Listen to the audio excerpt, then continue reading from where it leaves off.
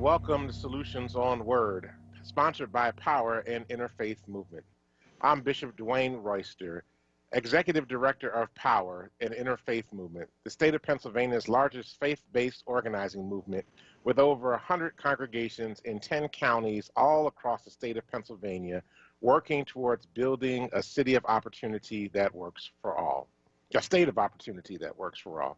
Joining me tonight, as always, each and every week, is my partner and co-host in this work, Ms. Amadi Braxton, documentarian, activist, philanthropist, counselor, coach, and oh, so many things. Ms. Braxton, how are you this evening? I'm doing well. I'm doing well. Happy Friday. And happy belated birthday to you. Thank you very much. Thank you for holding it down last week. I tried. Actually, Well, I was off celebrating my... Go ahead. I know, I was off celebrating my 50th birthday. My goodness, you're so young. I'm halfway there. I hit the halfway mark. Well, you don't look like you're 50 years old, and we are grateful for everything that you've done with your 5 decades, and we know that there is more to come. Thank you. Each week we come to you on Friday from 5 to 7 p.m. to bring you the organizers, movement and thought leaders, elected officials, and community members who are creating solutions to the issues that impact your life on the local, state, national, and international levels. On the board tonight is engineer extraordinaire Troy Wilmore, who is both capably producing and engineering the show today. Brother Troy, how you doing? I'm your huckleberry. All right. And we're going to be joined this evening by Aaron Belkin, who is going to talk with us about the U.S. Supreme Court and the work that needs to be done there. Madi, you want to give us some more information about our guest? Sure. Dr. Belkin is the head of Take Back the Court, which is doing a campaign now, I think a part of a broader coalition of organizations that really want to focus on how do we reform the federal judiciary in particular, with a special emphasis on expanding the Supreme Court as a way to really ensure that any progressive policy change that happens in this coming period does not get undermined by the federal judiciary and the Supreme Court itself. So people are starting to hear that conversation percolating about expanding the court. Can we expand the Supreme Court to make it less conservative? And he's going to talk to us about why. So he'll be on at 5:20. Awesome. Well, we're grateful for that. But of course, each week we welcome you as our primary guest to join in the conversation. Feel free to call us at 215-634-8065. Again, 215-634-8065. You can also listen online at www.wordradio.com. We are live on Facebook and YouTube right now at 4WURD. And this is what you can do. You can go ahead on if you have your smartphone or your computer device, if you're watching us on Facebook, go ahead and hit that share button and share out and let people know that you are watching Solutions on Word this evening so that we can share and they can learn and be a part of the conversation with us. Again, our phone number, we're taking phone calls tonight, 215-634-8065. I think folk get confused because the early morning show doesn't always take calls, but we always take calls here on Solutions. We sure do. We are in conversation with our community. All right. Well, Ms. Braxton, what's on your mind today? What you been thinking about now that you had a week off? Well, I've been thinking a lot about there's been a lot of coverage about the fact that we have domestic terrorists that have taken hold within the Republican Party, and that the Republican Party now is the party of white supremacy and domestic terrorism officially. And what that means for our country. I keep wavering back and forth. A lot of people are expressing shock and awe about this, that it's, shocking to see people being encouraged by the previous Republican president to storm the Capitol building, and that they actually succeeded and had our House of Representatives and senators cowering in fear in their offices on lockdown, and people were being beaten to death, and the building was being ransacked and all of that. That is shocking. And at the same time, the seeds of that were inherent in the Republican Party and in this country writ large all along. And so it's like, you know, I am outraged and I'm not surprised. And so I keep kind of, you know, I'm holding both of those truths at the same time. And, you know, so it feels like a dark moment, but at the same time, it's a moment of huge opportunity, because this is the time where we can, I think, very strongly say, the majority of the country can very strongly say, perhaps for the first time, that we're not being dragged back on that path. We're on a new path. We're on a new path of a multiracial democracy. We are on a new path to secure that. We are in the fourth Reconstruction in this country. And so I'm excited that we can actually fervently say that. And I, for once, feel like the majority is on my side in that. So, you know, it's a mixture of a lot of things that I'm holding it all at the same time. And that is the challenge of this time. How do you hold hope while at the same time feeling fear? How do you hold certainty in the midst of uncertainty? So, you know, this is COVID pandemic times, baby. This is what it's about. This is what it's about. You sound like you were getting ready to preach there for a minute. You know, how do you have hope? Are you able to keep going on? I can keep going on. Certainty. I was like, wait a minute. We need to back you up, get an organ out there, and get ready to go. You would get ready to tune up there. Look, I was starting to lose my metaphor, so I had to pause. No, it was great, and I think, you know, it's actually interesting.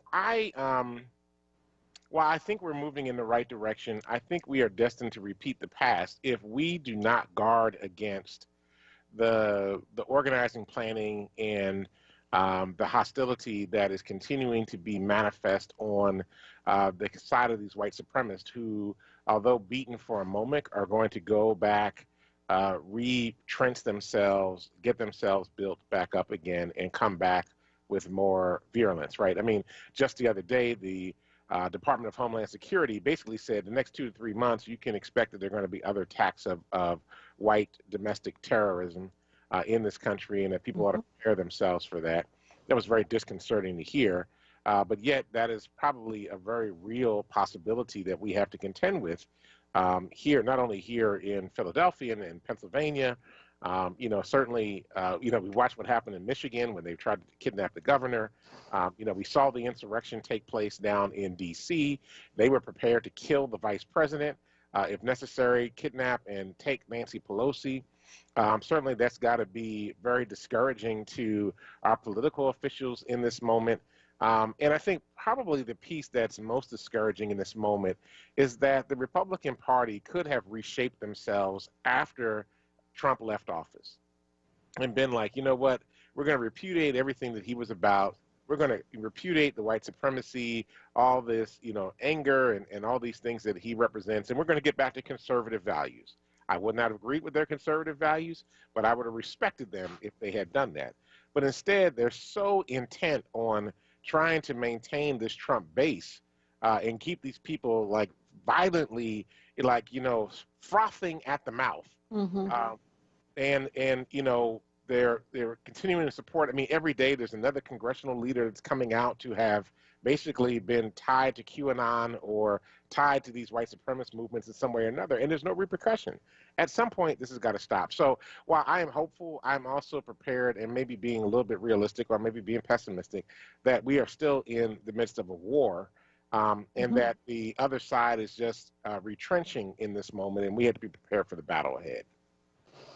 Yeah, I think I agree with that. And you see me smiling. People maybe on Facebook Live and YouTube see me smiling because as soon as you mentioned Mike Pence's name, in terms of them coming in and threatening to hang Mike Pence, I'm thinking, and this man had people chanting for his hanging with a makeshift guillotine outside the Capitol. And he still has not said anything publicly denouncing what happened. I mean, that is unbelievable to me. They came after your butt. Yep. Saying that they wanted to murder you, and you have said nothing. It's Yep. just, it's quite remarkable. It's quite remarkable. So, yeah, we shall see. We shall see. Interesting times ahead. You know, and I think we can only hope and pray for, you know, not having lives lost in what's ahead, because you know there certainly will be more attacks, there certainly will be more violence, and these people are armed to the teeth. I think it'll be interesting to see what kind of investigations continue to happen, and what kind of cases they bring forth in terms of making examples out of people, and continuing to undermine this network. And these different organized groups, to break them up and break them down. So we shall see. We shall see.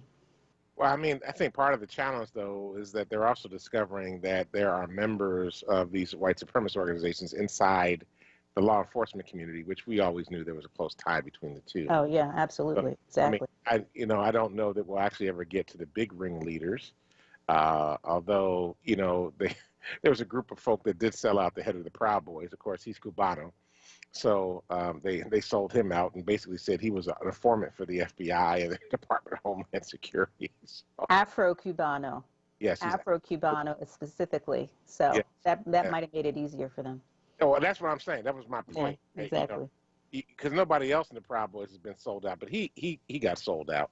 Mm-hmm. And so they were willing to sell him out from outside the door. You know what's been amazing in the midst of all this, though, is that there has been, even though there's like some really hard news out there, there's been a lowering of the temperature because there's been less Twitter stuff, there's been less Facebook stuff, there's been, you know, no Instagram stuff. And it's actually been very nice that you don't have to wake up in the morning and you can actually listen to the news to learn what your president thinks as opposed to going to social media. And I think that's actually important. You know, we can actually have real press conferences again. Oh, it's exciting. I know. The tormentor in chief is gone, so we don't have to hear him running his mouth on social media. And yeah, there are daily press briefings. We have policy experts that are leading policy. We have scientists and doctors who are leading the fight against COVID. We have an organized effort on that front. We have, you know, heads of departments that are being confirmed. Up next is Merrick Garland, I believe, who will be heading the Justice Department, the person who I think gained his turning point notoriety in his career was prosecuting the Oklahoma City bomber. So he's familiar, I think I mentioned this a couple weeks ago, he's quite familiar with the threat of domestic terrorism. So I think he is a good person to tackle that and take that on. So yeah, there are a lot of things happening. You know, I feel like this administration, the Biden administration, has probably accomplished more in its first week than Trump did in his final year. Absolutely. Well, because Trump was only concerned about himself in the final year. Although, can I be petty for a moment? I just want to be petty for a moment. Please. So, forgive me, y'all. I just had to be petty for a moment. But Okay, one moment. We're up on our break. Yeah. Wouldn't it be really great if Merrick Garland got to investigate all of the Republican senators that refused to hear him out to become the Supreme Court justice, because now he's the Attorney General and he's going to be investigating their roles in the insurrection. I just think that's kind of exciting. I'm really looking forward to it. Really looking forward to it. That was my petty moment. I just wanted to be petty for a moment and just, you know, I normally have a rant. I just wanted to be petty in this moment and just say, I just think it'd be really cool for Merrick Garland's Department of Justice to investigate these political figures and their role in instigating the insurrection when they refuse to allow him to be able to go be seated on the U.S. Supreme Court. I just think Absolutely. Yes, I agree. All right. Well, we're up on our break. And it's good to be back with Miss Amati Braxton here tonight on Solutions after she has celebrated her 50th birthday. And I can say that because she announced it on air already. Because Yes. somebody will eventually get on there and say, you should not talk about a woman's age on air or, talk about her. Like she said it, I didn't say it. No, I'm not worried about that. I got you. Well, listen, you're listening to Solutions on Word with Amati Braxton and Dwayne Royster. We'll be right back.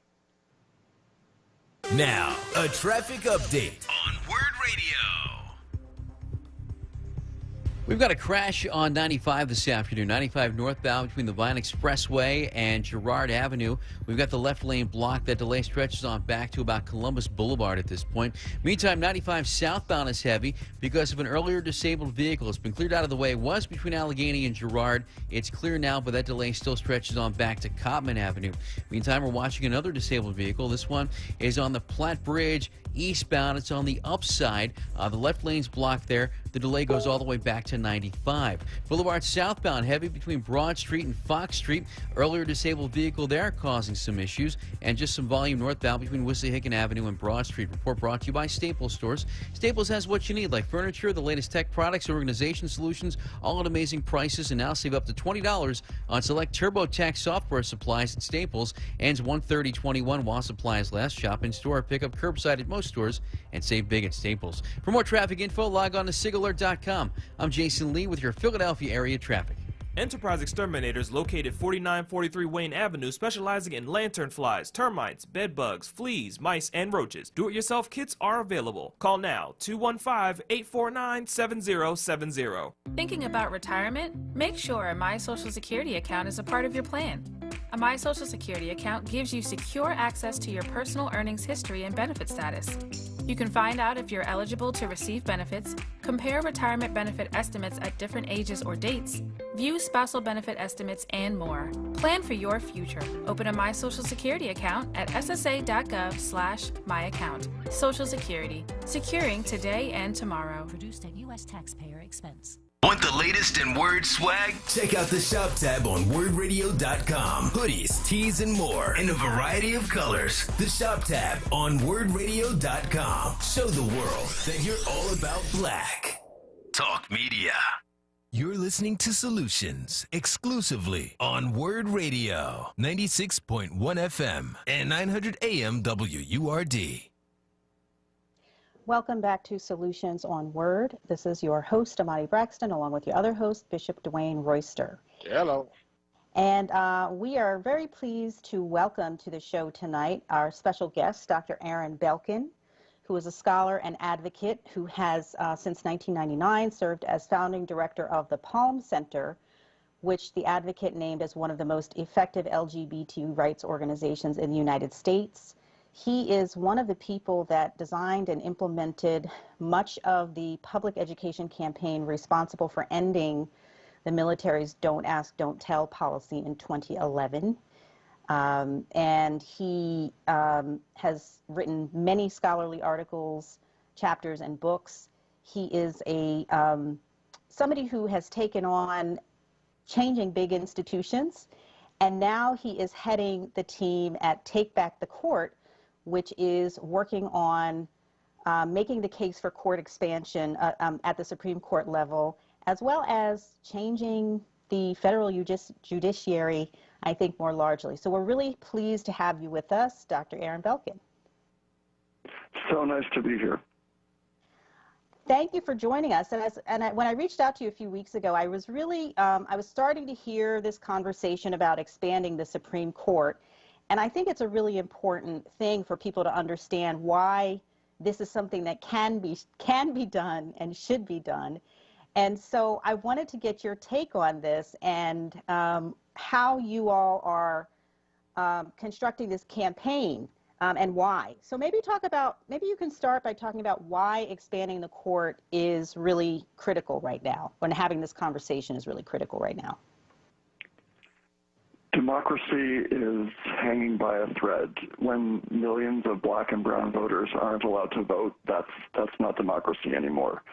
And Congress and the Biden White House know what to do to restore democracy. You've got to ban voter suppression. You've got to provide the automatic automatic voter registration, you've got to provide statehood to Washington, D.C. and Puerto Rico and ban gerrymandering.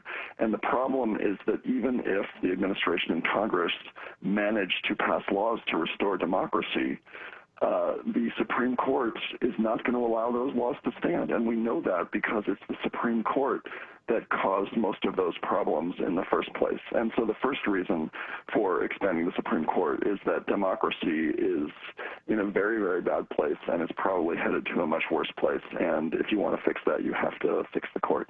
And the second reason is that we face a range of policy emergencies like climate disaster with effectively no time left on the climate change clock.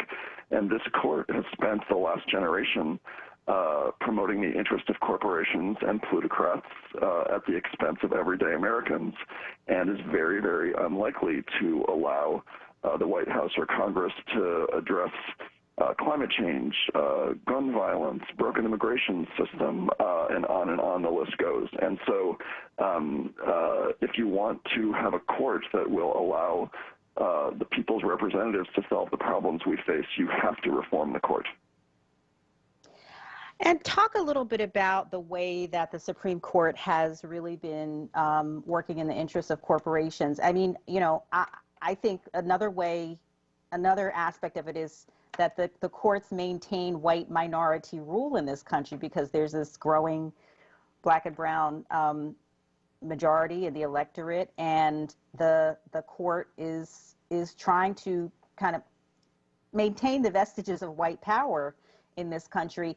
And I remember watching, I think it was during the Amy Coney Barrett hearing, nomination hearing for the Supreme Court. And I believe it was Senator Whitehouse who talked about the ways that the Supreme Court, the way that right-wing legal organizations bring cases to challenge progressive policy in the Supreme Court. Could you talk a little bit about the way that works? Because I think a lot of people don't fully understand that. Yeah, so let me make 2 points, one kind of based on a more concrete argument and then one based on a pattern of data. But I think you put your finger on exactly the dynamic, which is every time the court does something to enhance white power and white supremacy, for example, by destroying the Voting Rights Act, that is helping corporations, because the very reason that the court disenfranchises black and brown voters, the very reason why Mitch McConnell stole the court in 2016 by blocking President Obama from filling an open vacancy, the first time that's ever happened in modern American history, the reason for that ruthless judicial politics is in order to help the GOP, the Republicans, send politicians to Washington to reduce taxes on the rich, reduce regulation on corporations, and promote white minority rule. So promoting white supremacy and promoting corporations is the same thing. But if you want to look more at kind of a pattern, and sorry, you said something and I cut you off, so I'll stop there. No, go ahead. You were going to talk about the data. Yeah, so Senator Whitehouse did a really interesting study, and he looked at every single split decision civil case under Justice Roberts going back to 2005. So a split decision civil case is a case that almost by definition is a high-stakes case. It's a split decision because the court divided 5-4 or 5-3. And so, you know, the liberals took one side and the conservatives took another. So the split decision cases are really an indicative universe of cases. And in all 73 of those cases, the Supreme Court voted in the direction favored by Republican donors. In other words, every single time, whether the case involved labor unions, corporations, racial justice, whatever it was, the court always voted in the direction favored by GOP donors. And interestingly, it did that even when it had to sidestep or ignore conservative judicial doctrine. So what the justices are doing, the conservative justices, they claim to care about conservative doctrine. They don't care about conservative doctrine. What they care about is helping Republicans preserve power to enhance corporations and plutocrats and white minority rule, and that's all they care about. And you can see it in the data, and you can see it in individual cases. Mm-hmm.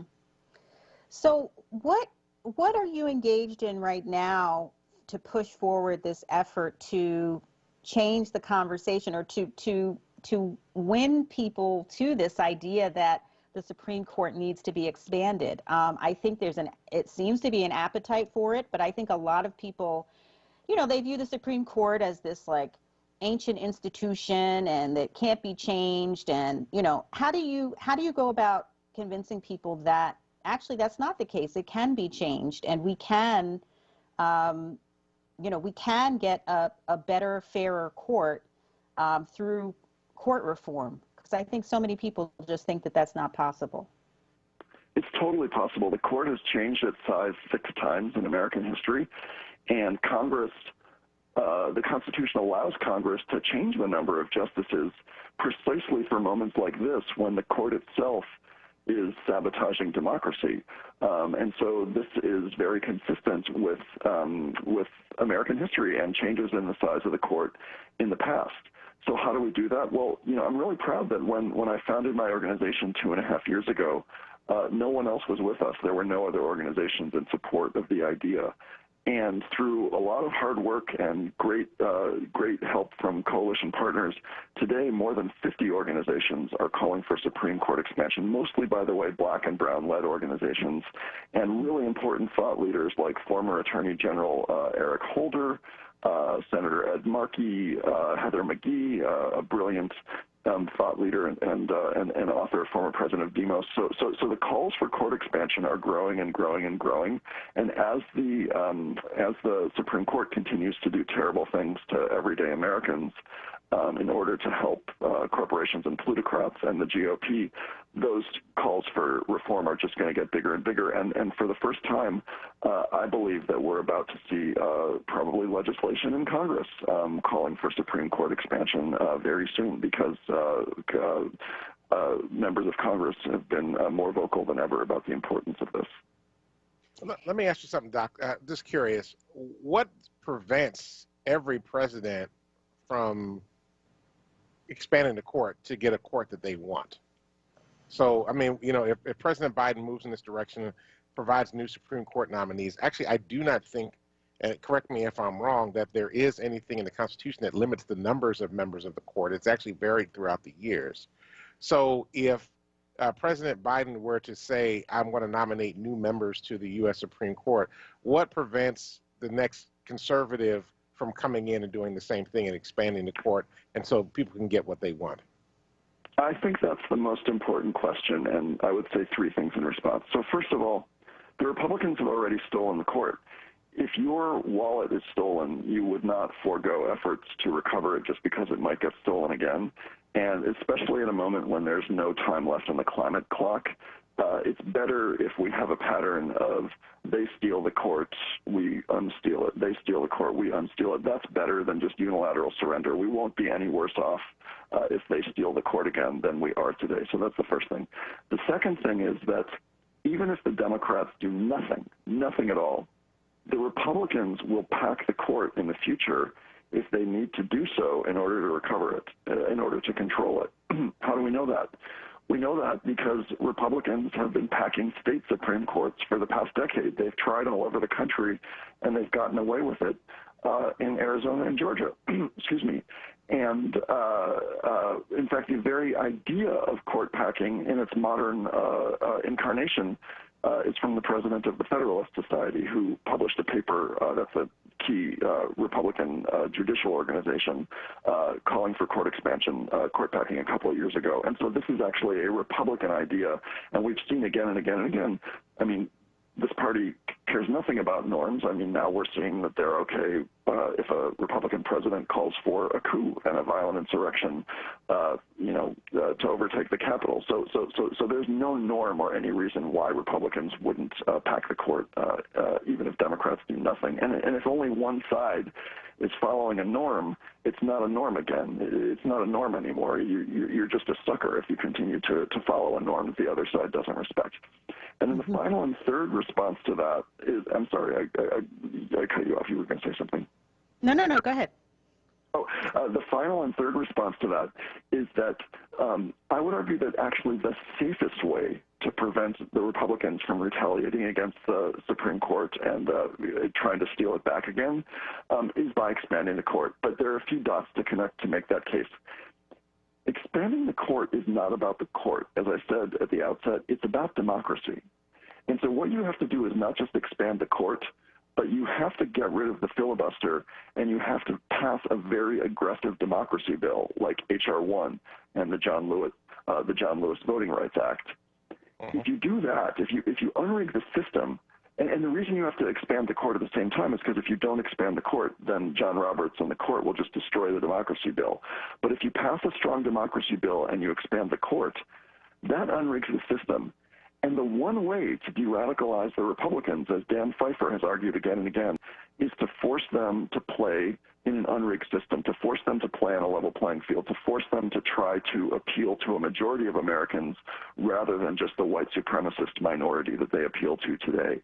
And if you unrig the system and de-radicalize the Republican Party, that's what will prevent this zigzag and back and forth with the courts, because it's the de-radicalization of the Republican Party that will prevent them from trying to steal the court again. Mm-hmm. Now, President Biden, I believe I heard this yesterday, is going to set up a commission or something to study this issue about expanding the court, or to look at this issue. What do you know about that effort, and how does that, what do you think will result in terms of this effort? You know, I'm just separate from President Biden's initiative. Yeah. I'm generally a commission skeptic, because I see commissions as places to, where ideas go to die, and where, leaders pretend to do something when they actually don't do it, and just run out the clock.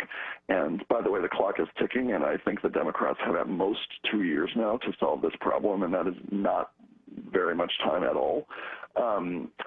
So, yeah, the commission has a chance to do great things and to recommend judicial reform and court expansion. But, President Biden already announced that there's going to be a former Bush administration official on the commission. And, to me, that's almost like, creating a climate change commission with a commissioner who doesn't believe that climate change is a problem. And so, to take 6 months out of a 2-year clock to study a question whose answer is already known, to me, is not a productive use of time or resources. But that having been said, it is a step forward in the sense that Biden felt the pressure to at least do something.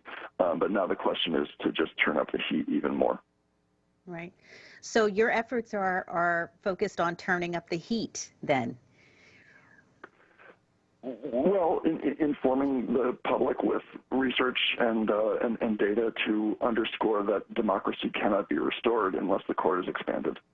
Right, and to get that conversation, and I guess when I say turn up the heat, taking the metaphor that you used, expanding the conversation and getting more people, getting the conversation simmering in more pockets of the country and among more people, and so that when there is an opportunity, that there is more of a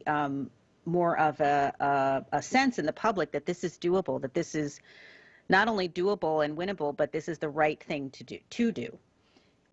Is there anything that people can do at this stage to get involved, or to follow what's happening? If people want to find out more information, where should they go? Should they go to your website? Yes, we'd love for them to follow us. Our website is takebackthecourt.today, not .org, because the URL wasn't available. We also we're really honored. We just announced yesterday, actually 2 days ago, the launching of a coalition of groups committed to court expansion, and that coalition is called Unrig the Courts. I think our website is unrigthecourts.org, but that's a coalition with Indivisible and Demand Justice and Demos and Just Democracy.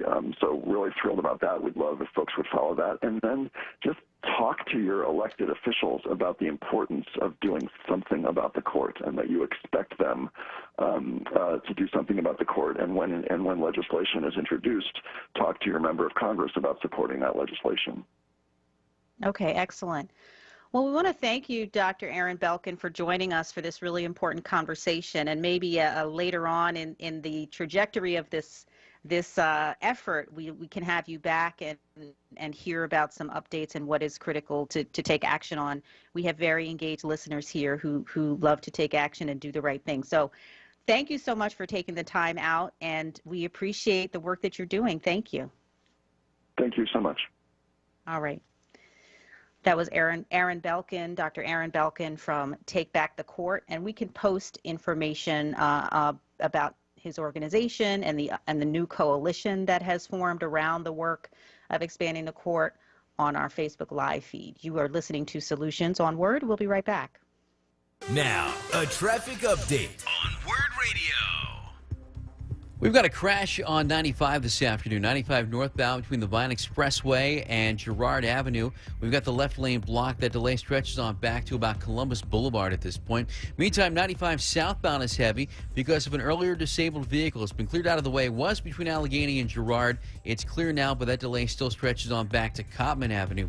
Meantime, we're watching another disabled vehicle. This one is on the Platte Bridge eastbound. It's on the upside. The left lane's blocked there. The delay goes all the way back to 95. Boulevard southbound heavy between Broad Street and Fox Street. Earlier disabled vehicle there causing some issues. And just some volume northbound between Wissahickon Avenue and Broad Street. Report brought to you by Staples Stores. Staples has what you need, like furniture, the latest tech products, organization solutions, all at amazing prices, and now save up to $20 on select TurboTax software supplies at Staples. Ends 1/30/21 while supplies last. Shop in store, pick up curbside at most stores, and save big at Staples. For more traffic info, log on to SigAlert.com. I'm Jason Lee with your Philadelphia area traffic. Attention WURD audience, do you know that you can get help with your PICO energy bill? PICO is here to help you with financial help through various assistance programs, including the PICO CAP program, which provides a monthly credit for eligible low-income customers based on the customer's total household gross income and energy usage. If you are experiencing financial hardship, you may qualify for the PICO CAP program. And PICO Cares is the customer assistance and referral evaluation service designed to assist special needs, low-income customers who have a temporary personal or financial hardship that prevents the payment of your PICO energy bill. If you have a special needs child or adult in your care, your household may qualify for the CARES program. Call 1-800-774-7040 today to see if you qualify due to an existing situation or a change in circumstances within your household. Call 1-800-774-7040 today for more information on the PICO CAP or PICO CARES program. PICO, powering our communities. Jobs, entrepreneurship opportunities, small business resources, and financial literacy. Livelihood. The new initiative from WURD Radio to connect Philadelphians to resources to help take the next steps in their professional lives. WordWorks.com features career readiness tools, entrepreneurship resources, funding opportunities, and events to expand your livelihood. Visit WURDworks.com right now and take the next step in your professional journey.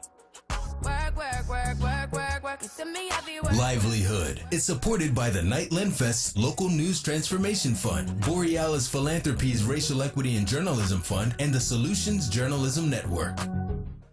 You're listening to Solutions exclusively on WURD Radio, 96.1 FM and 900 AM WURD.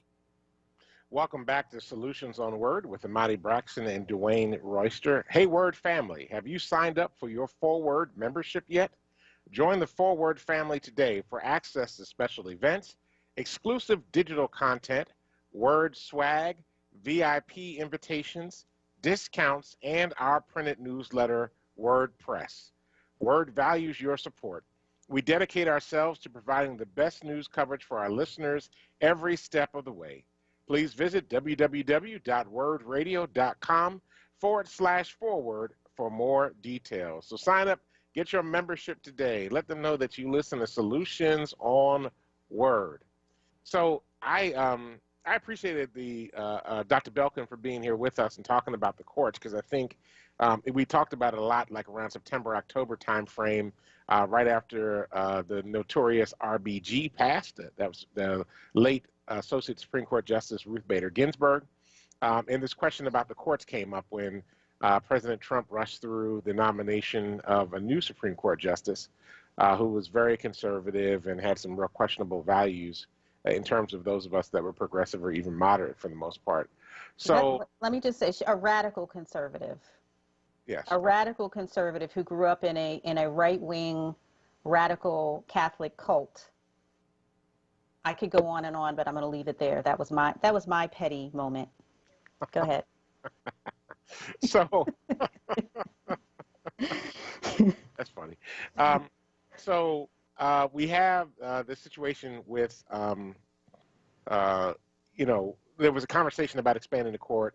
There is not anything in the Constitution that says how many members of the Supreme Court there are.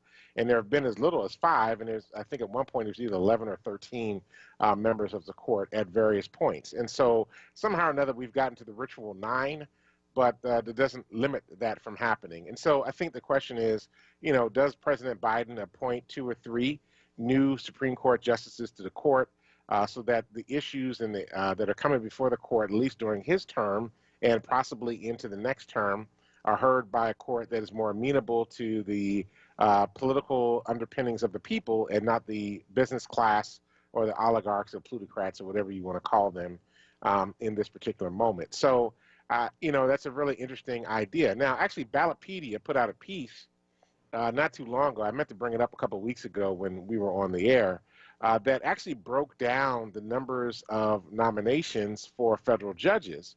And the number one person who got through the most federal judges was actually Barack Obama. He got 300 plus judges through. Trump I saw that.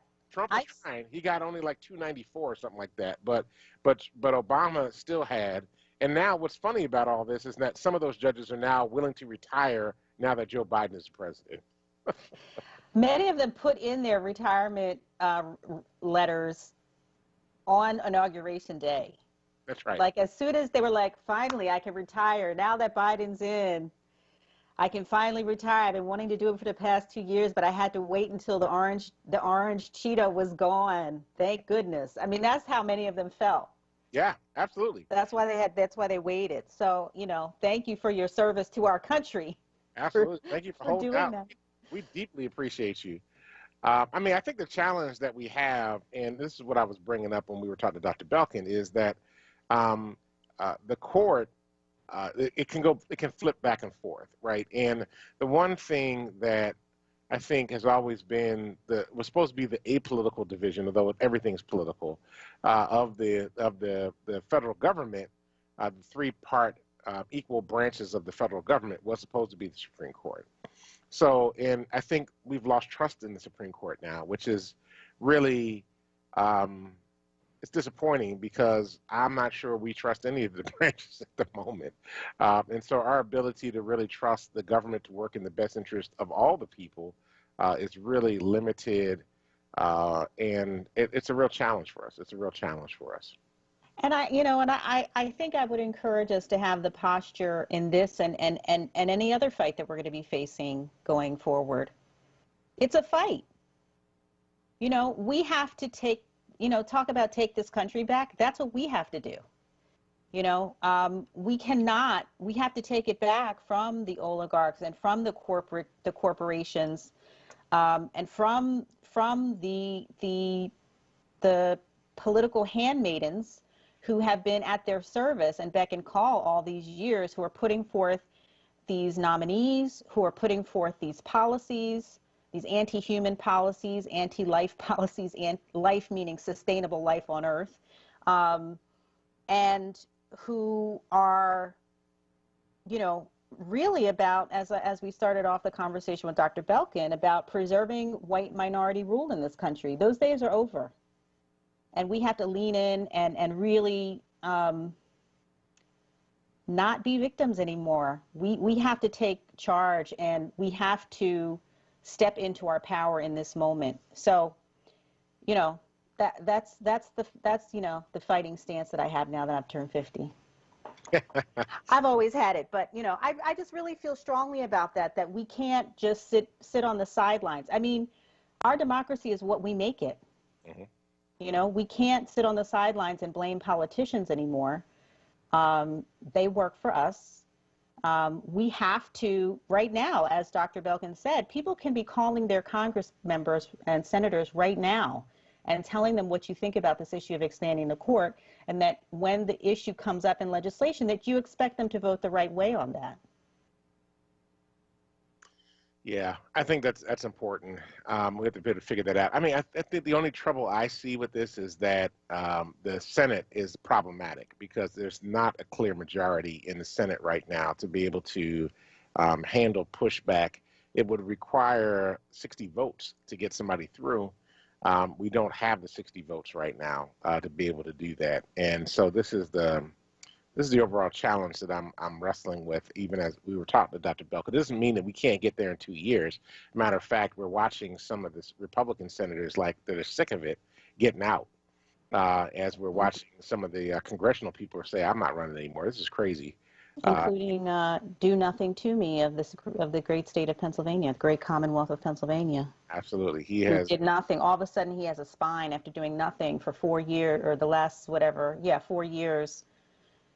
He basically, just went along with the Trump program, had nothing to say. When I called his office and spoke to a staff person during the first impeachment about what, that I expected him to vote to convict, he said his staff person told me that what he did was not good behavior, but it wasn't impeachable, and that they thought that he learned his lesson. That's what they told me. So anyway. I really want to talk to that staff person now and ask the question, did he learn his lesson? Did you really think he learned his lesson? Well, a couple weeks ago, I did call back and leave a message. This was after I had had one drink. And I said, I hope this was after the Capitol siege. And I said, I hope that you're really proud of your decision not to convict Trump. And I hope that whatever next job you hold, you can actually be proud of the work that you did. Because you can't say that now. Something to that effect, I didn't curse anybody out. I was very professional, but I did feel a little loose in what I could say. That was very, very We'll good. leave it at that. We'll leave it at that. I got you. Well, listen, our phone lines are open, 215-634-8065, 215-634-8065. Give us a call. We'd love to hear from you. Or shout us out on Facebook or YouTube. Let us know that you're out there listening. We're monitoring both of those areas as well. Philadelphia. Wait. One last thing before we pivot to Philadelphia, because we have a lot to say about some local leaders here who have come under scrutiny lately. We can talk about. But one last thing that I wanted to build off of what you were saying before. They got to get rid of the filibuster in the Senate. When you say the Senate is problematic, I mean, that is getting rid of the filibuster is the way forward for us to be able to actually, for the Biden administration to accomplish anything, that's what has to be done. But it's not going to happen because Joe Manchin in West Virginia, and there's one other senator, and I forgot what state she's from, that have both said, Arizona. Yeah, that they would not get rid of the filibuster. Well, I think they can be persuaded. They're going to have to be persuaded. Joe Manchin is not going to do it. Joe Manchin is a Democrat in name only. He's a dino. There were rhinos, Republicans in name only, as Trump called them. But he's actually a dino, right? He's in a state that is very conservative, and he's a very conservative Democrat. He often votes with the Republicans. So I do not expect that he's going to change his mind. He has assured Mitch McConnell that he would not change his mind on the filibuster in an attempt to persuade Mitch McConnell that he can work with the Democrats and that they can actually pass legislation together. I don't think Mitch McConnell cares two hoots. As long as he keeps that 60 vote requirement in there, the Republicans will continue to dominate and control the Senate, even though they do not control the chairpersonship of any of the committees at this point in time. So the Senate is dead in the water until there's an election or until somebody leaves and there's somebody that gets voted in from a different party. It's a deadlock situation, and it's been. I mean, quite frank, I'm surprised we've actually been able to get through as many of the presidential nominees. Of course, the person that was coming up, who was it to be the head of the Department of Homeland Security? The Republicans were holding them up for a minute and trying to jam them up from being able to prevent the vote from happening. But I think they got beyond that. Yeah, because Josh Hawley was the main person who was blocking that, but he has no credibility anymore. Well, nobody's got credit. I mean, look, half the 7 of them from the Senate that were trying to throw out and disenfranchise millions of voters across the state of, well, not the state, but across the country, actually have no credibility whatsoever right now, including Hawley, Cruz, and the other senators that were standing in agreement with the 140 plus members of the House of Representatives. So, I mean, like I said, we're in a moment when, like, our government is really jammed up. I mean, the only thing that we are really appreciating right now is the grandfatherly spirit of President Joe Biden. It's kind of coming along and trying to pull all these parts together.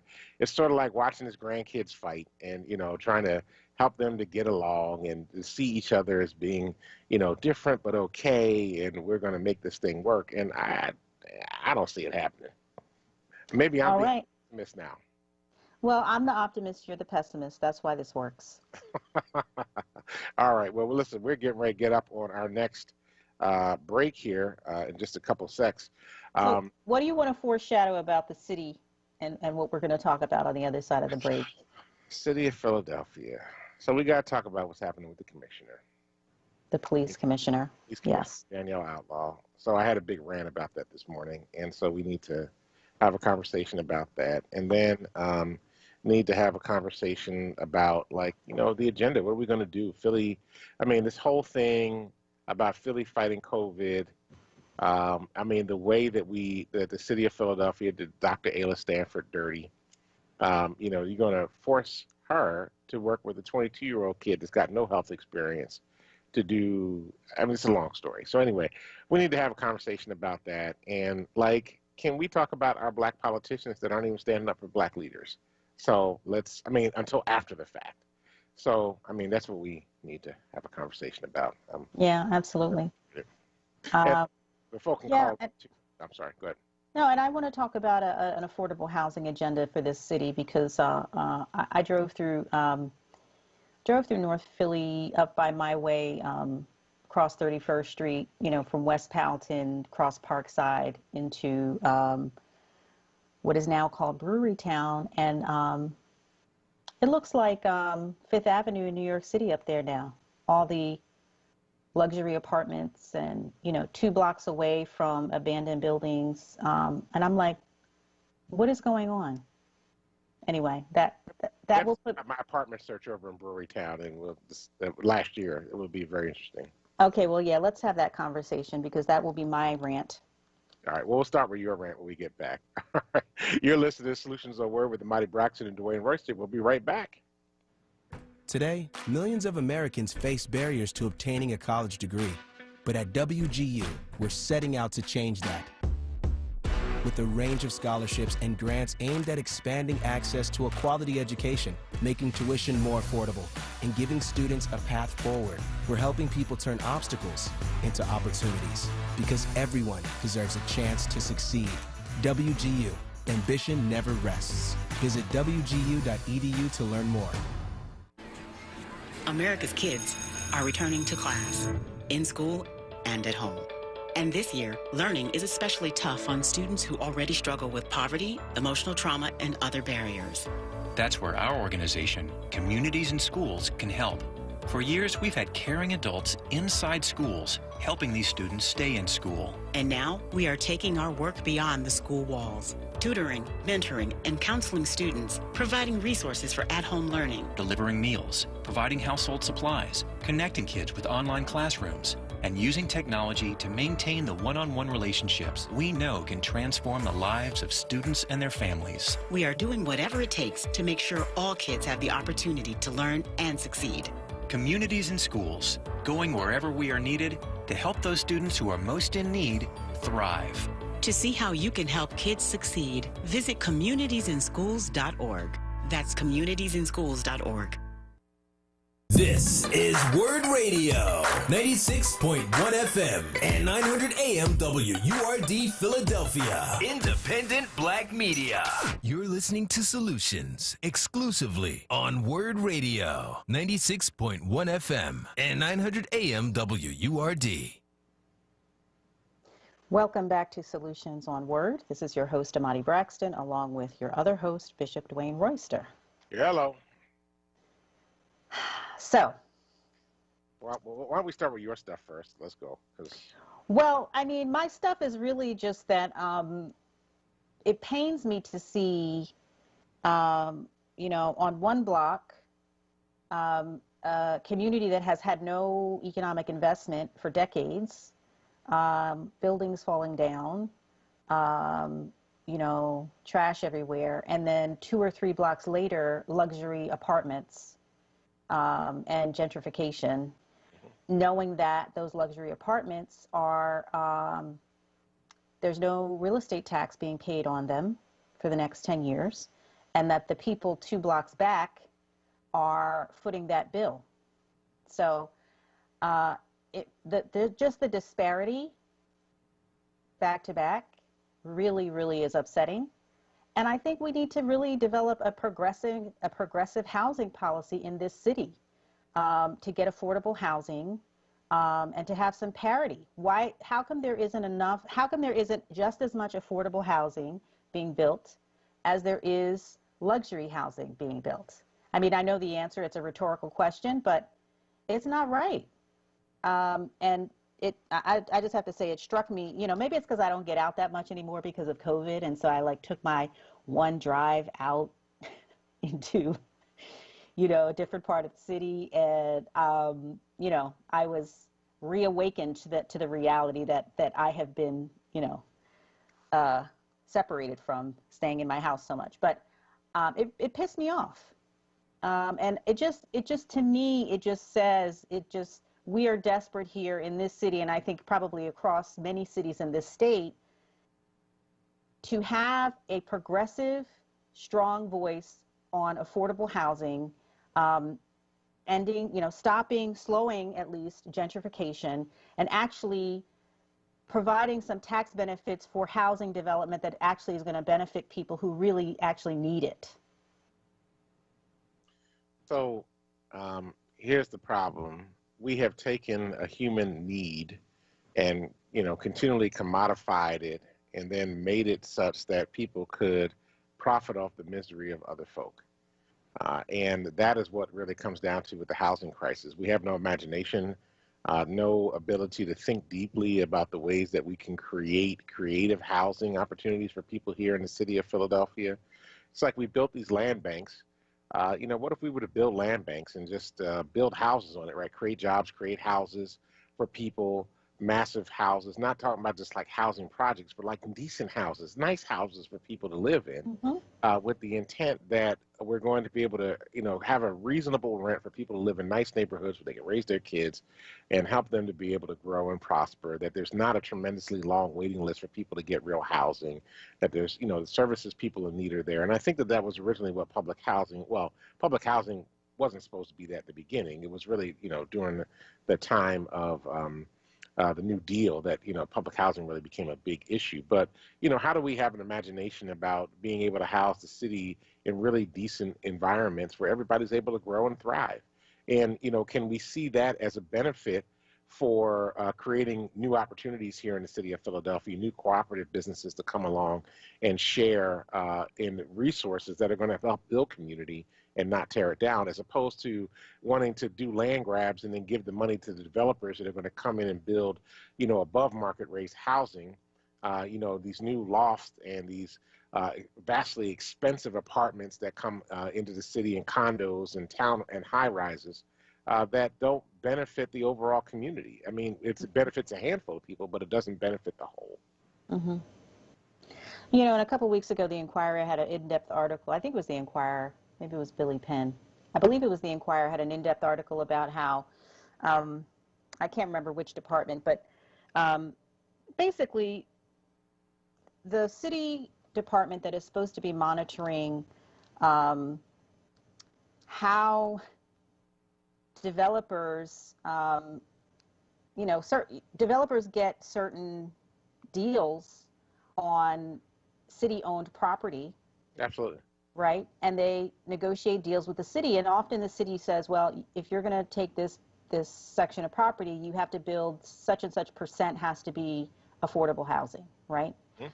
But the whole article was basically how, in the case of this one particular developer, maybe 2 developers they profiled, That was not enforced at all, even though it was a part of the requirement for them to get the deal to buy the city land, that they actually, there was no enforcement whatsoever. And they ended up building they ended up doing development that included no affordable housing whatsoever, and there's no consequences for that. Well, I mean, so part of what's happened with that is that they created a provision in the law around the affordable housing that if you did not want to build affordable housing in the units that you were doing, you had to pay sort of an affordable housing penalty back to the city, that they would create a fund so they could build affordable housing in other areas. All right, let me so here's the thing, like, so I, in my work with Power and Faith in Action, we have, I work closely with our folk in New York City.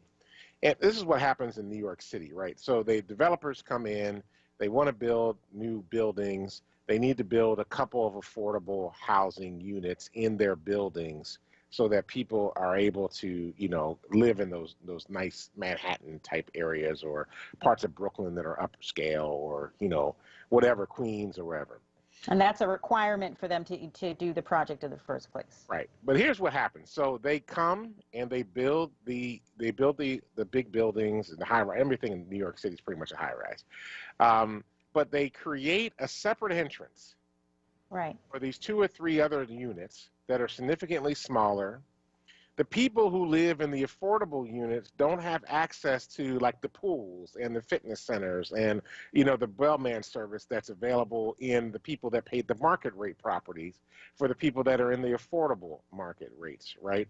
You don't get to go through the front doors and the big glass and you'll be able to do that. You go around to the side of the building or the back of the building to get into your unit. Your unit's not up top, it's down at the bottom. It's close to the ground. It's like usually at first floor level. So, where all the noise is. Right, all the noise, the smells, the dirt, everything is all right there. And so there's a deep sense of discrimination and oppression that even exists, the class warfare that exists even in trying to build those properties, and the way that those people who actually live in those affordable units, which in my estimation still really aren't affordable when you take a look at the rates and the rents that are being charged for them. They're not affordable, but it's like you're not treated as being equal to the people in the rest of the building.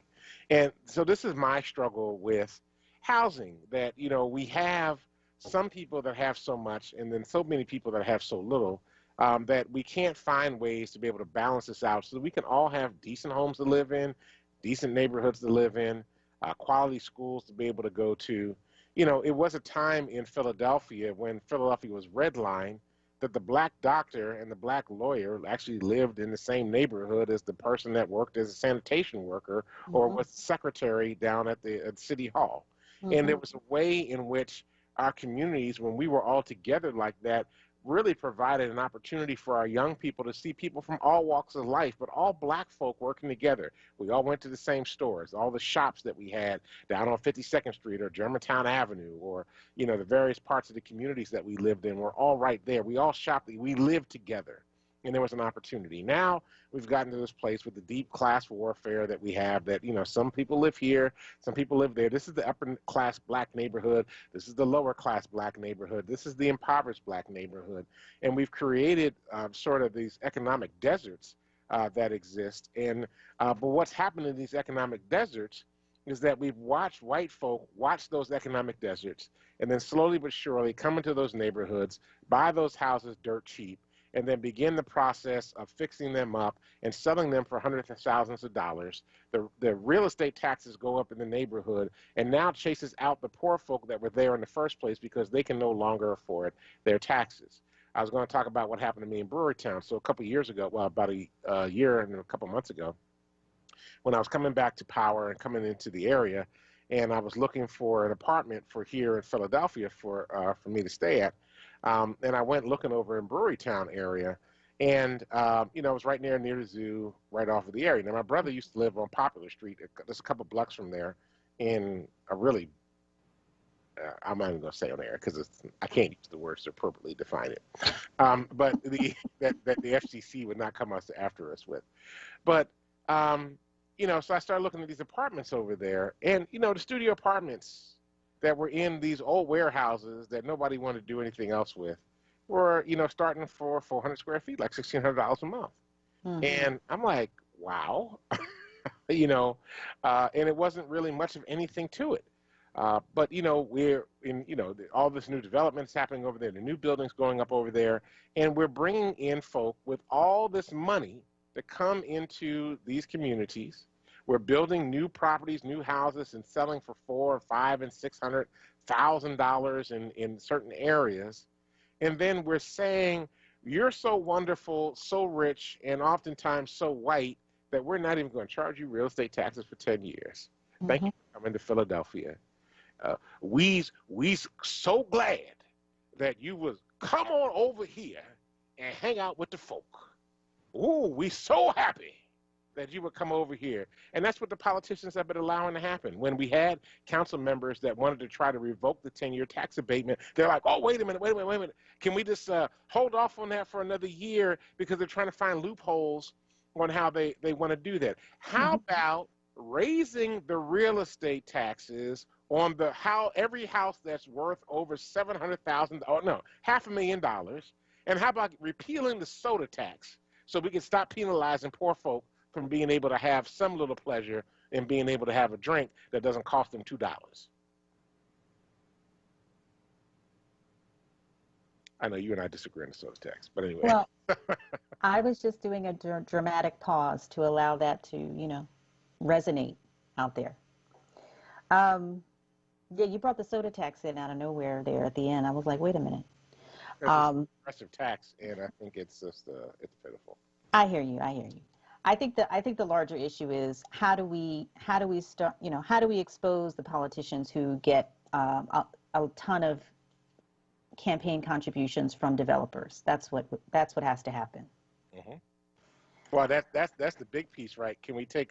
I mean, that goes to a whole nother level of like talking about publicly funded campaigns as opposed to letting people put all their own money in, and people like begging Alan Dom to get back in because he puts his own money in and then raises the amount of money they can spend and raise to be able to get into a campaign.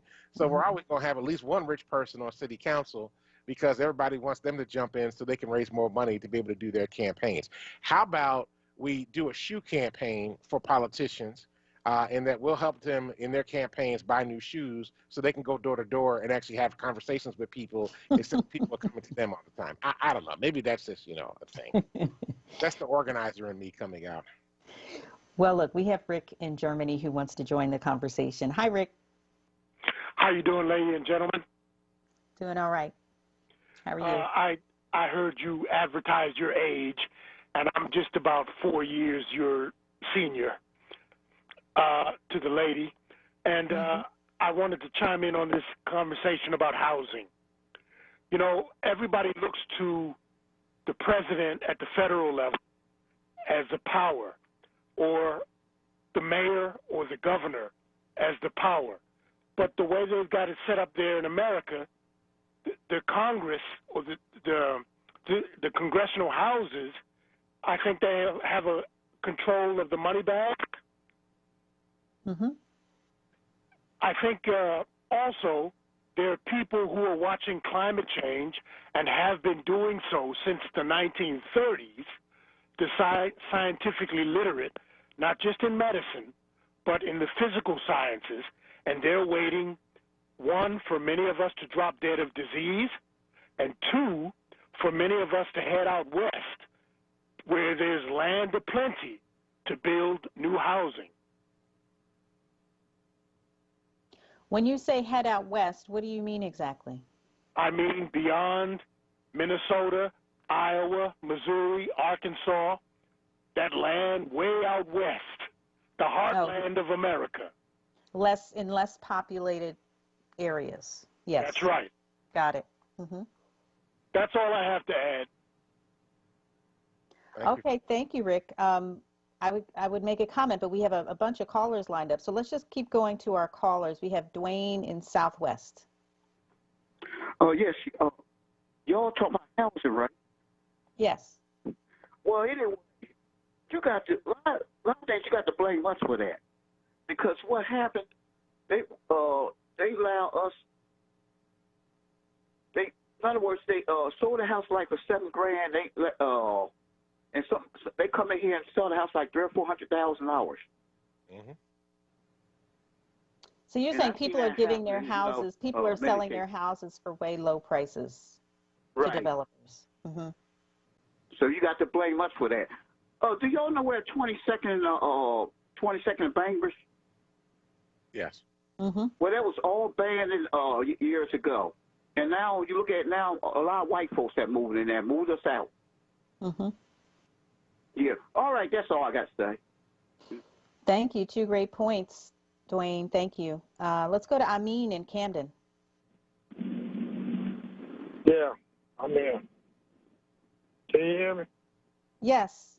What's on your mind? Listen, look, you talk about building houses. Does my brother have a congregation in a church? Yes. Why don't you get together with your congregation and your people? I'm talking to you, preacher. Buy a piece of land. Get a contract. Get your money together. Get your loans together. You can get it. And build some homes. Why don't you do that? We got a pastor over here that does it, Pastor Parker. Matter of fact, I'm not too far from him right now. You ever think about doing that? So, just so you know, in my early days, back in the early 90s, when I first started in ministry, I was the associate pastor at the Canfor Memorial United Methodist Church in West Philadelphia. We had an abandoned school building next to us, and we started a community development corporation called the Canfor Council for Community Development. And we wound up purchasing that building and building a property that houses 33 frail elderly right there at 57th and Wyalusing. And it's right there on the corner between Wyalusing, Haverford, and 57th Street. So done that experience before in housing. Have actually been a part of congregations that built Tiger Gardens and have been in other places where we've continued to do that work and have helped support other folk that were doing that. So, yeah, absolutely. Mm-hmm, mm-hmm. Thank you. Thank you for that point. Let's go to Gary in Southwest. Hello, how are you doing, WURD family? Doing well. How are you? I'm good. I just wanted to chime in when we're talking about, the gentrification, our communities are being taken over, and then we talked about Alan Dom. He's a real estate developer. Yep. And now he's sitting in city council. And I feel like a lot of people that we have in office sitting in those seats that we've elected them to, they're in there for their own selfish gain.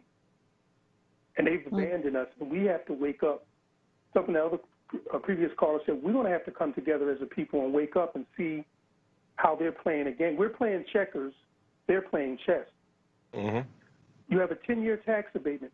There was an article I read in the Wall Street Journal maybe a year or more ago, and their real estate market is so saturated, people trying to find living places or whatever. They told their employees, executives, hey, go to Philly. They got a 10-year tax abatement. Hop on a train, you come back to work. You look in Philly now, you see a lot of New York tags. Mm-hmm. So, we've been sold out. And I don't understand why we don't wake up and smell the coffee and hold these individuals accountable, because guess what? We're paying their salary and those nice benefits they get. They live in nice communities, pretty much safe communities. Their children go to nice schools. And the rest of our people, we got to struggle, but we're paying their salaries. And the 10-year tax abatement, that should just be off the table right away, because that's taking money away from our children in the schools. And they say they care about our children. And the sad part is it's such a great betrayal, because these are people that look like us. Mm-hmm. And we got to stop giving them a green light. I'm sorry. We've been too passive for too long with these individuals. And they can come on and smile and grin while they're signing agreements that are displacing our people. I just got a piece of mail today about selling my home, and I always get that mail like, come on, no, I'm not selling my home. We should be getting funding to help better our communities throughout the city of Philadelphia, but we're not getting that. People that we're paying the salary, I'm just going to end on this, we have to look in the mirror and we have to blame us, because we keep allowing it. And I'm tired of the smiling and grinning and the little tap dance, and you see who's getting all the benefits. Okay, I'm going to say this. Go to Philly 2035, which is the Planning Commission. Look there at the plans they have for Philadelphia to 2035. And just look at the plans in general and see how much they include us. Thank you. All right. Thanks, Gary. We appreciate you so much for giving us a call. We're now up on our next break, but we want to remind you the phone lines are open, 215-634-8065. Give us a call. Let's talk about what we need to do to create some solutions to heal and build the city of Philadelphia. Would love to hear from some of the ladies out there. There you go. You are listening to Dwayne Royster and Amadi Braxton. We'll be right back. Just one more step. You got it. You're doing great. This is the sound of a nationally ranked top rehabilitation hospital, home to the largest collection of robotics in the United States, where we continually exceed patient expectations. Because no injury is too severe or too minor for our care. There you go. This is the sound of success. Moss Rehab. Challenge accepted. WURD Radio is independent black media, and we're able to stay independent because of our 4WURD movement and members like you. Treat yourself to the treat of buying a WURD membership. It's less than a quarter a day. That's less than a bag of chips. And we really, truly need to keep this platform going so that we can stay connected as we reimagine our community in 2021. Start or renew your 4WURD membership today at wordradio.com/4WURD or call 215-425-7875. WURD Radio. Independent black media. You're listening to Solutions exclusively on WURD Radio, 96.1 FM and 900 AM WURD. Welcome back to Solutions on WURD. This is Amadi Braxton along with Bishop Dwayne Royster. Hello. You can join the conversation at 215-634-8065. Would love to hear some voices, some women's voices, if we could. You got some. Appreciate that. We got some? We do. Okay. Well, let's hear from Marianne in South Philly. Oh, good evening. Good evening. I was listening to your show tonight, as I always do. And in response to Dwayne, I believe, I live around the area of Bainbridge Street. And I'd just like to say, people were just selling their houses for very low amounts. I bought before I retired, maybe about 3 years ago. And during that time, say in like the 1990s, the late 90s and things like that, people were trying to hold on to their houses, but we could not leave our houses to our children because the tax base was, and a lot of the children, and I lost a lot of neighbors like that, could not afford the taxes after, I think it was about the year 27 or 28, something like that. They couldn't afford it. They couldn't pay the taxes on it. And I barely could pay the taxes on mine, but I'm under the Loop program. So it's not just that we wanted to give our houses up, move out our neighborhoods. I think it had to do a lot about the laws that were passed during that time that would not afford us to stay in our neighborhoods. So if you could address that, thank you. Mm-hmm. That's interesting time period because wasn't that when the real push, particularly in Center City, to do major development and redevelop Center City was going on under then Mayor Ed Rendell? I think that was the same period, was it not? Might have been. I mean, I'm not a historian of Philly housing policy, so I wish I could be specific about that. But I think that was that same period. Because, you know, the tax abatement issue is now, what, over 20 years old. Mm-hmm. So this is a long-standing issue. But thank you for sharing that. Let me just jump in here for a minute and say something. At one time, Philadelphia had the highest rate of low-income home ownership of any city in the country. Highest rate of low-income home ownership. Over the years, there has been, folk have died. You know, the children and grandchildren move out of the areas. They're dealing with estates. They want to get rid of the properties quickly. I know some people haven't been able to hold on to the houses, like our caller suggested. Others just do it. And so they want to get whatever they can to move the property quickly and to, you know, to move on. And, you know, we sell to folk that are willing to buy. You know, like Gary mentioned, you get those cards in the mail. Somebody slides a flyer on your doorstep, says, we'll buy your house as is right now. Then they buy it dirt cheap. For cash. Yeah, pennies on the dollar of what it's worth, right? But they pay cash, and, you know, if you're in financial trouble, you're struggling, you owe back taxes, you just want to get out, this is a way for you to get out free and clear and let somebody else handle all that stuff, instead of the city coming back and saying, we're sorry we raised your taxes 1,000%, and, you know, and correcting that. So we have this problem. As a matter of fact, I'm going to go back and tell another story.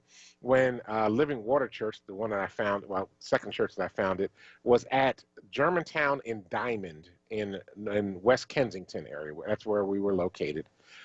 We were actually in a old, it was a liquor store prior to that, but it was actually like a warehouse building that was converted to a liquor store. But there were empty lots all the way around us, and we were trying to get lots from the city. Found out the city had sold the lots to developers. Developers were holding on to the lots. We tried to buy the lots from them. They wanted some ridiculous amount of money. They were willing to speculate and just hold on because they knew that Northern Liberties was moving over in that direction. And if they could hold on to their land long enough, they would be able to, you know, pay a little bit of taxes because there were no buildings on it. It was vacant land. They would hold on to it. And then as Northern Liberties moved over, they would sell it at exponential prices.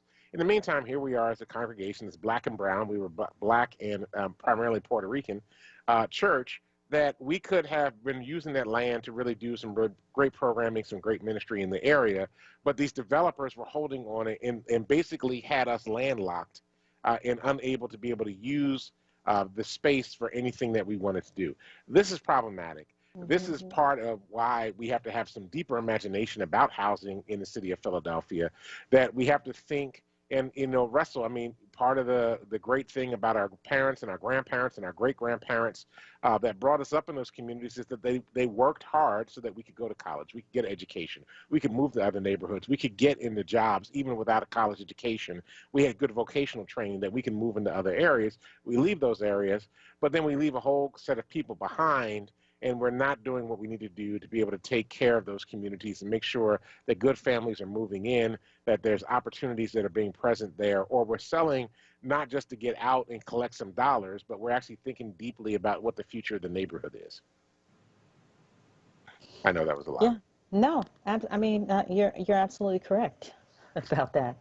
And let me say this, that's what some white folk have done when they had their houses and they had written in their leases. They used to have written in their lease, not their leases, their titles, that the house could never be transferred to somebody who was black. Mm-hmm. Right? They're concerned about their community. We should be concerned about our communities as well. Mm. Interesting idea. I think it should be on the table. Okay. Let's go to Phil in North Philly. Yes, good evening. Good evening, good evening. Honey. Good evening, Bishop. Bishop, could you repeat that for me? Everything you just said. But look, it's happening again. They told us to hold on to our houses only to allow the corner boys to move in and gentrify us out of our own houses down here. And location is not being spoken of. And the locations that we hold today are worth $300,000 or more, and they're not even on the tables for negotiation. But you know what they're going to do to North Philly. Like I'm in North Philly, or Templetown North. That's what we call it, Central. And you know what they're gonna do in here, and they're playing with they're using these drug corner boys to chase us out, because they got free will to be nuisance, and nuisance is killing all the dark woods. And we need to check our laws and look at some of these laws we got on the books. And I think we can put a little dent into some of this madness in the street, because they shouldn't be allowed to be standing out there. They shouldn't be allowed. Wherever they pop up, that's where they take them away from. And force them to go underground, back where it came from, and take back our streets. And that's about it for tonight. It's Friday, and it's been a long week. And I know you guys is tired. I can tell how long you let me talk. That's right. So But thanks have a a lot. good weekend. Appreciate it. Yes, have a good weekend, and thanks for taking my call. All Thank right. you. Thank you. Let's go to Lola in Jenkintown. Yes, hi. Thank you for taking my call. Hello? Welcome. Hello. Welcome. Yes. Thank you. And happy birthday, I guess, if you just turned 50. Thank you. Happy birthday.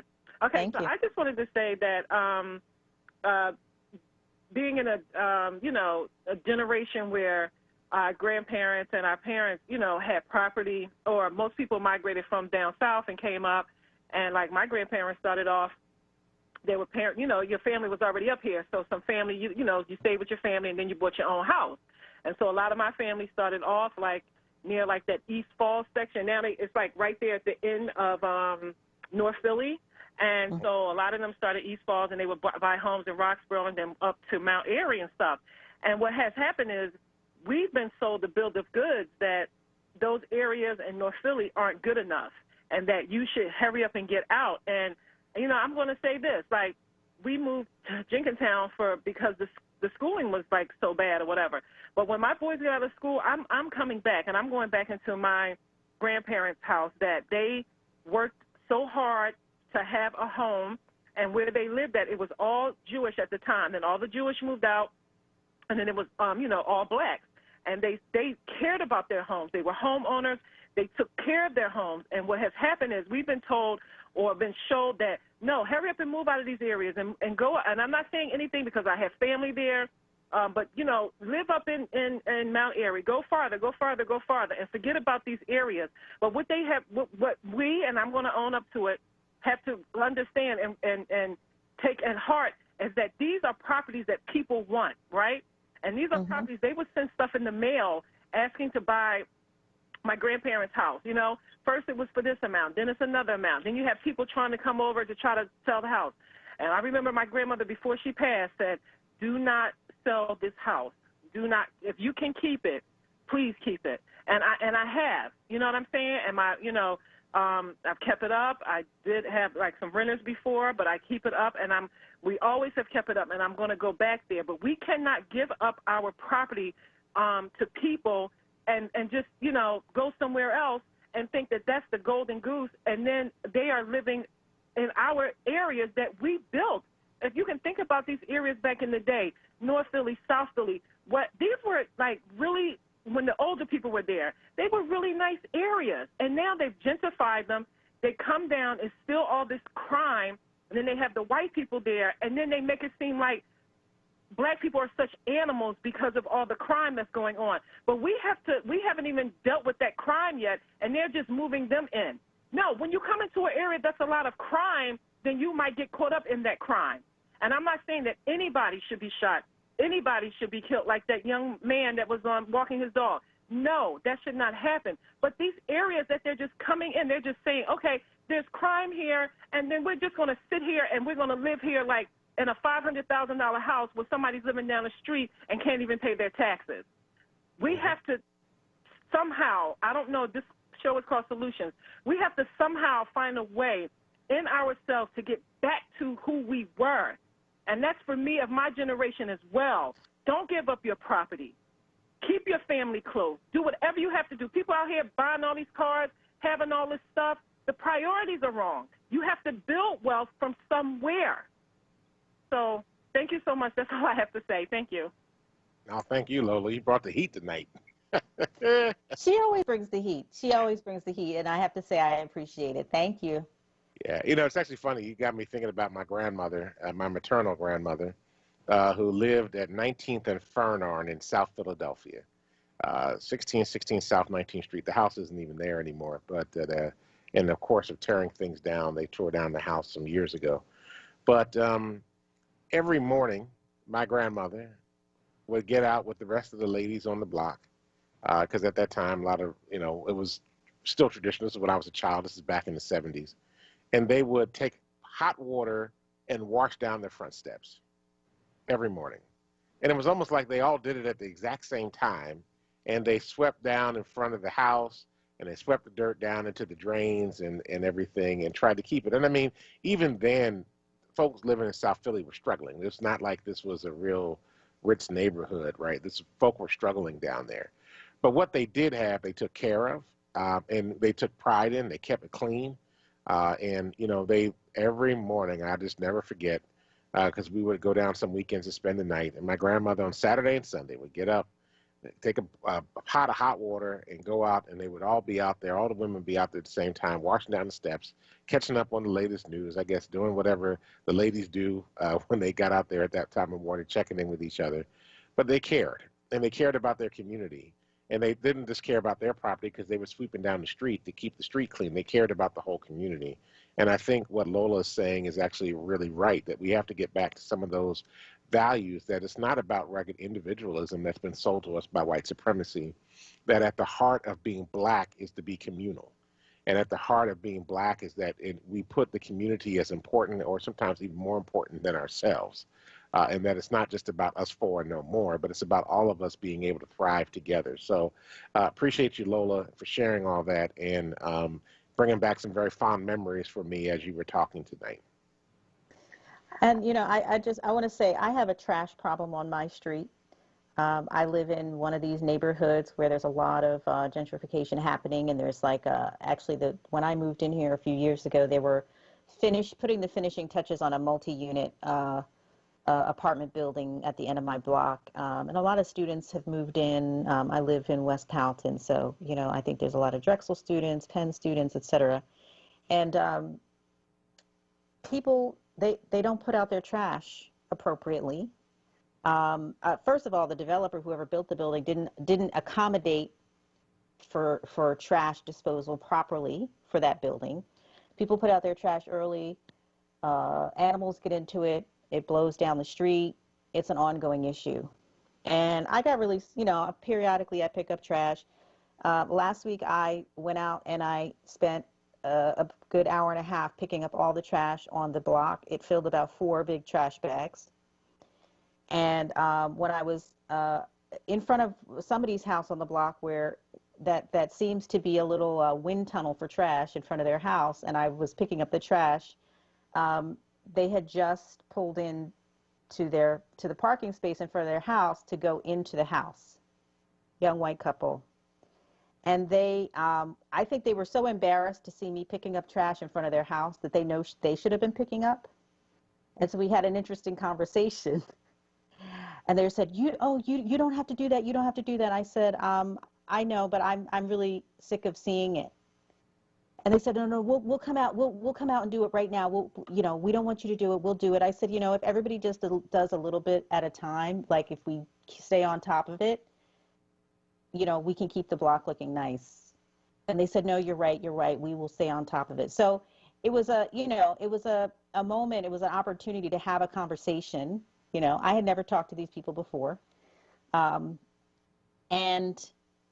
it was a good exchange, and they came out, they cleaned up all the trash, and, of course I'm monitoring to see if they stay on top of it. But now, we have a little bit of a relationship. Anyway, look, we know Woody is on the line waiting. We are going to go to a break, and then on the other side, Woody, if you can continue to be patient, we'll be right back, and we'll immediately go to your call. So, you're listening to Solutions. We'll be right back. Your child deserves to be educated in a safe and supportive learning environment. Southwest Leadership Academy Charter School, a tuition-free public school, is accepting applications for the 2021-2022 school year. SLAC's 2 locations offer single-gender classrooms in a dual-gender environment. Kindergarten and first-grade classrooms have a 15-to-1 student-teacher ratio. Students learn music, art, and fitness. Southwest Leadership educates the whole child, preparing students to become leaders. slacks-phila.org, Instagram at Southwest Leadership Academy, or email info@slacks-phila.org. This is not a fad for us. We will not resume our regular programming when things die down. We're not black to help our bottom line or because it's politically correct. We're not joining a fight. This has been our fight, our message, our people. Black lives have always mattered here. We are undeniably, indefatigably, unapologetically, permanently Black Talk Media. WURD. Coping 19, brought to you by CDC and the Ad Council. With everything going on, there may be times you feel like you can't handle it all. Journaling, meditating, and talking with friends and family can help you feel more grounded and better able to cope. Your kids are also going through a lot of new experiences, and simply talking with them about their feelings can be quite powerful. Find more self-care and coping tips at coping-19.org. You're listening to Solutions exclusively on WURD Radio, 96.1 FM and 900 AM WURD. Welcome back to Solutions on WURD. Amadi Braxton and Dwayne Royster here.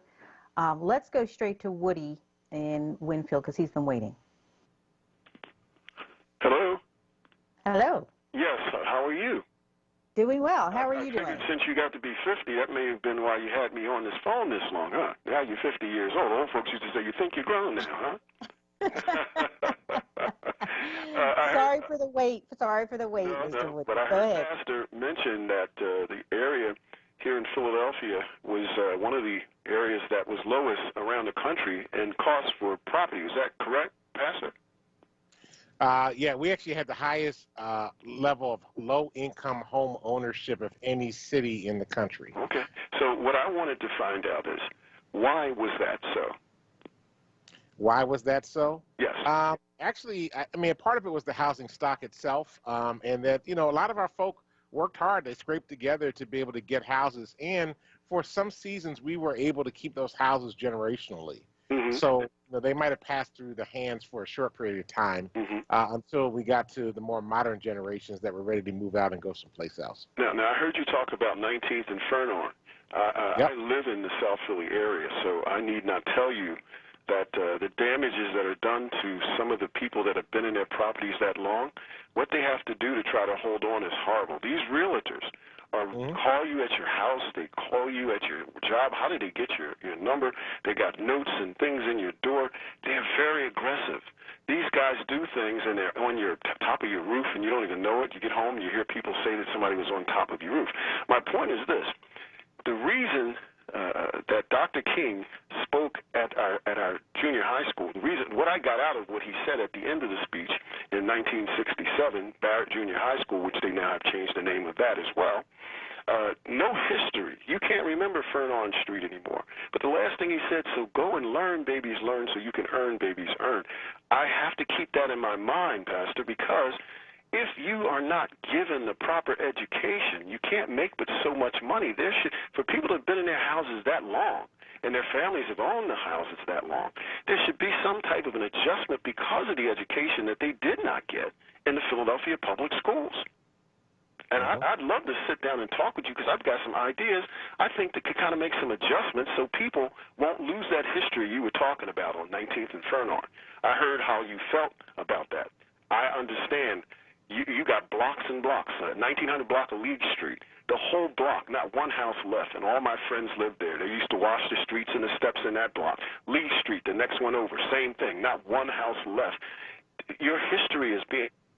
There's nothing that anybody's saying about how much damage that does to the long-term resident that has lived there and took care of those places that long, not to be looked upon as being anybody. Like when you want to say Black Lives Matter, do they really?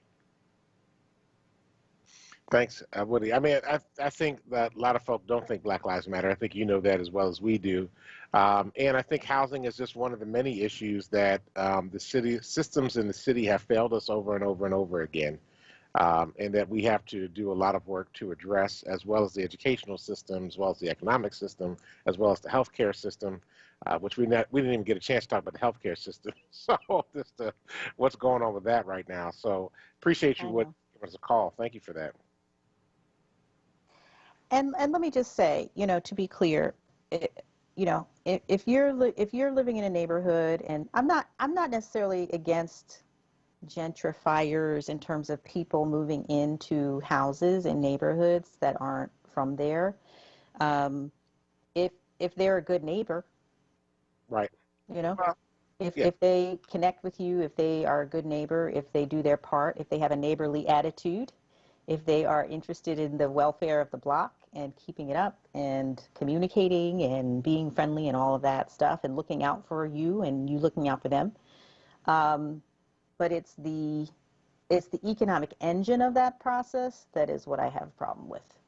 Well, I mean, I'm okay with folk coming in, but then when you begin to change the culture of a community in a bad way, I don't know if some of you heard about the story that it was not this summer, but previous summer down in D.C. There was a new high-rise built in a black neighborhood in Southeast. It was above market, and what I refer to as above market rate housing because the houses cost a fortune. There's this one store there that had been playing go-go music outside the store for 20 years. It was a community icon. Politicians visited this store whenever they were running for office, and the federal politicians as well as local politicians. It was like the community gathering place, and they played the go-go music. Well, all these white folk moved into the building, and they kept calling the police because the store was playing the go-go music too loud. And so eventually there was an ordinance to, well, not an ordinance, the police came out and they told the store they had to stop playing the music. Now, that community's been playing that music for 20 years. You don't get to come in the community and change all the culture and the mores of a community because it doesn't do what it wants you to do. That's white privilege for you, right? Now, eventually the community fought back, the whole city fought back, and the music was reinstated, and the people were just told, well, if you don't like it, you can move. And basically that's what it came down to, because this had become a cultural institution in the city that was really lifting up the issue of go-go music, which was really prevalent coming out of D.C. It was like a black music form that originated out of D.C. And that became incredibly important for the folk of D.C. But it really speaks to the issue of gentrification and how it can, not always be healthy for communities, because you have folk moving in, and then you got kids that are just hanging out being kids, not necessarily kids on the corner dealing drugs, but every time the kids are outside hanging out, somebody's calling the police because they're afraid. That's when this stuff becomes problematic. And so I'm not always for everybody and anybody just moving in. If you're going to move in and you're afraid, then you don't need to move into the neighborhood. Just because you're getting a great deal or you're getting a totally rehabbed house, and if you don't feel comfortable because of the people that are there, then don't go and go someplace else. I mean, that's really what it should be. So we got one more caller on there. Yeah, let's take Rose and Logan before we wrap up. Oh, my radio. Hello. Hello. That's what it should be, but it's not. Listen, I live in the Logan section. I just want a real quick comment. 30 years. This problem with their land not being developed, contaminated soil. 30 years. 30 years plus it's been. And why? Because they have plans for this area, and it doesn't include us. It does not include us. Number two, the trash issue.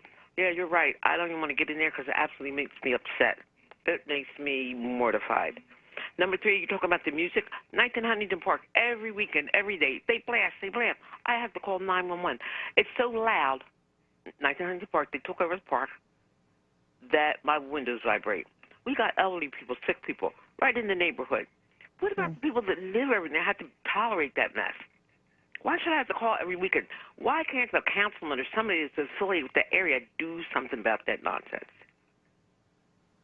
Yeah, I mean, Rose, let me just be clear. What I was talking about was a little bit different than what you're talking about. You're talking about folk hanging out in Hunting Park, guys and women with their cars out there that are blasting the music all hours of day and night. That's something totally different than what I was talking about happening in D.C. So I just want to be clear about that. There was something very different. But I understand. You're talking about the sinking homes in Logan that's been going on since the time that, or prior to Ed Rendell being the mayor here in the city of Philadelphia. They promised they were going to do something about abating that land. I was actually very close with Bishop Kermit Newkirk, who was at Harold O. Davis Church there, and they were fighting to get the land remediated to get the U.S. Army Corps of Engineers to come in and clean it out so that they could actually put new properties out there. It's been through several council people's hands right now. They've done absolutely nothing with it. It's still sitting there vacant, empty at this moment. And as a result, it's destabilizing that whole community because you basically have 4 square blocks of just vacant land with a church sitting in the middle of it off of the boulevard. And it's a travesty that it hasn't been addressed. If that had happened in Chestnut Hill, they'd have fixed it by now, and there'd be brand new houses and new people sitting there in the community, but they have not done anything about it because it's black folk.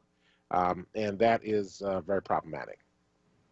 Philadelphia is problematic, and if you have the money, you have the power, you're able to shake it up and do the things that you want, and it does not include us. And I'm going to hang up and listen. Y'all keep up the good work. Thank you, Rose. Thank you, Rose, for bringing that up. Wow. Well, you know, do we have a couple minutes to talk about Commissioner Outlaw? Just a couple minutes, yep. There's so much to say.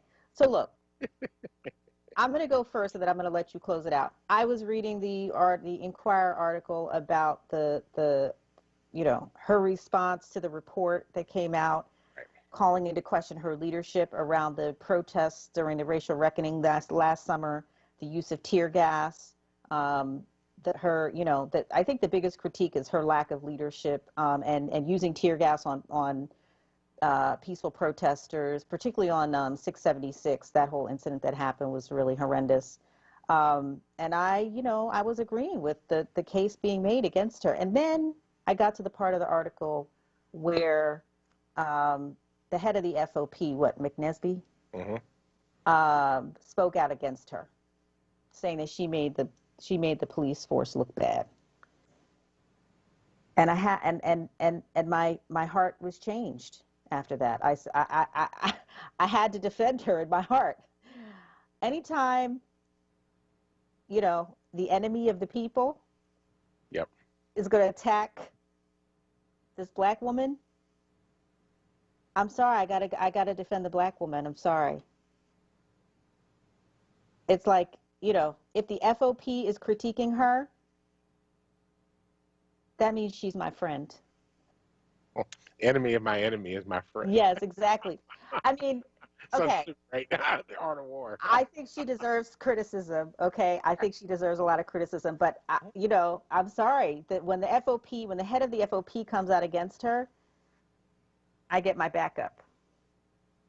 So, what do you want to say about it? Well, I mean, you know, I'll just say this briefly about it. So we had a statue in front of the Municipal Service Building made out to Frank Rizzo, who was probably the most detrimental police commissioner of black folk in the city of Philadelphia, right? I'm not defending anything Danielle Outlaw did, and she has to be held accountable for that. But she was new. Literally, she got on the ground in February. She hasn't even been here a year yet, right? Not a year. And we're in the middle of COVID. She's dealing with a police force that really doesn't want her in the first place. The report also blamed Mayor Kinney and Brian Abernathy, who were the managing director at the time. Now, Abernathy's gone. But why is it that we call for the black woman, but we're not calling for the mayor to resign at the same time? Why? There was also a report that talked about the fire commissioner, who's the head of the Office of Emergency Management, who did not handle this well either and did not do what he was supposed to do, but we haven't called for his resignation. So we let the white men go, but we're going to hold the black woman accountable. And I just think that this goes back to what's happening with the getting rid of the Philly Fighting COVID group. You got a 22-year-old kid from Drexel University. We had Dr. Ayla Stanford from the Black Doctors Consortium that before anybody was doing anything, she was out there trying to figure out how to test black folk to be able to deal with and get tested for COVID-19.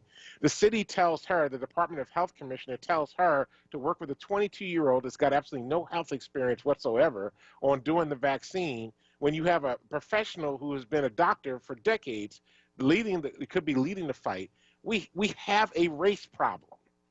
And so I'm going to defend Danielle Outlaw because she works for a racist police force in a racist mayoral administration in a city government that is run by black people, but the puppet masters are white supremacists and leaders that are concerned about building white power in a city and just having a black face. And so, you know, I'm not saying that what she did was right, the decision she made was right. She shouldn't have used tear gas. But she told them in her interview process that if something like that came up, she would use tear gas because she used it in Oregon, where she was prior to coming here. So they knew already what her tactics would be going into this process. So, no, Danielle Outlaw, I mean, we got to hold her accountable to do better policing and to provide better leadership, but I will not call for her resignation, and I will demand that she not resign unless Jim Kenney resigns at the same time. Well, all right. Okay. And she was from Oregon. No, I mean from Oakland, not She's Oregon. from Oakland, but she served as the commissioner for the police chief in Portland, Oregon before coming here. Oh, okay. Got it. Well, you know, are people calling for the city health commissioner to resign? No. For his role in allowing the, Philly fighting COVID to take on such a big part of the vaccine distribution in the city? No. He was interviewed. He was very casual about when he was asked about his mistakes, he was very nonchalant about, basically not taking responsibility or saying, oh, well, yeah, I guess I should have done something differently. But he was very, very nonchalant about it. Yep. Which to me just said that he has the privilege of not feeling like he is under any threat whatsoever. He doesn't really have to defend his actions. Absolutely. Well, we got to wrap up and go. Yes, we do. We just, we'll have to pick this up next week. Absolutely. All right. Well, thank you for checking in tonight, everybody, for listening on Facebook, YouTube, on the airwaves, WURDradio.com, all the apps that are out there. Thank you, Ms. Braxton, and happy birthday again to you as you celebrate moving into the next decade of your life. Thank you, Troy, for holding us down. We deeply appreciate you. Listen, stay tuned for the Envy McKee Show that's up next. And listen, family, do us a favor. Go out, change the damn world, because if you don't, nobody else will. Peace. Peace.